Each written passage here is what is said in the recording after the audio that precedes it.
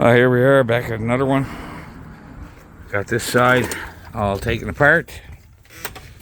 Got the new A-arm installed, lined up.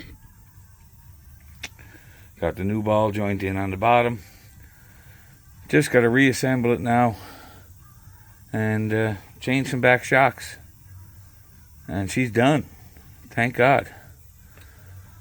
Hope this part goes back together as easy as the other side. A little bit of dust. So yeah.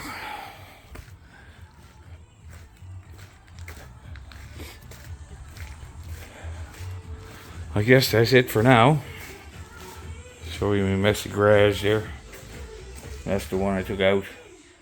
The old ball joint is out there. Anyway, I'll give you an update when it's all finished. Have a good day, guys.